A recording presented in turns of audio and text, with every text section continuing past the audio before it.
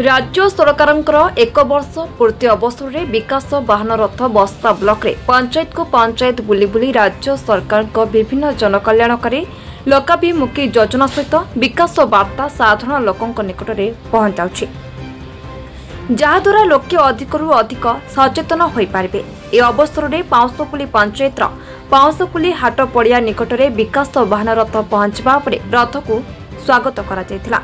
यह अवसर में एलईडी माध्यम उभय केंद्र और राज्य सरकार विभिन्न योजना बाबद लोकों को सचेतन करा। आयोजित सभारे सरपंच बिंदुबाला सेनापति, समिति सभ्य सुमित्रा पात्र, नायब सरपंच रामहरि बेसरा, समाजसेवी शिशिर सेनापति, पंचानन दास, महेश्वर साहू, पंचायत निर्वाही अधिकारी सुधांशु राउत, एडीओ अनंत दे, ग्राम्य रोजगार सेवक बंशीधर बारिक, समवाय समितिर कर्मचारी प्रवीर कुमार सेनापति, कृषक साथी उमेश चंद्र जेना समेत वार्ड सभ्य जनसेवा केन्द्र संयोजक दीपक सेठी, अंगनवाड़ी कर्मी और आशाकर्मी, मिशन शक्ति और स्वयंसहायक गोष्ठीर महिला प्रमुख उपस्थित रही। यह अवसर में हिताधिकारी अंत्योदय योजना आवास गृह पर कार्यादेश, जॉब कार्ड और आयुष्मान स्वास्थ्य कार्ड बंटन करा।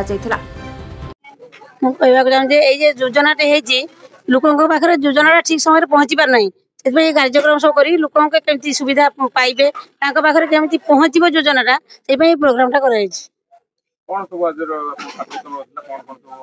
आज स्वास्थ्य बीमा विषय थिला,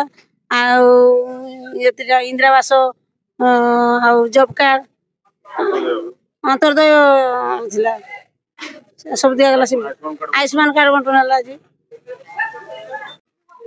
देखो ये हूँ सरकार बीजेपी सरकार नुह, ये हूँ लोकों सरकार। तेणु लोक मान जो जनहित योजना सरकार द्वारा प्रणयन करा विगत सरकार किए कौन पाउला न पाउला किसी ना।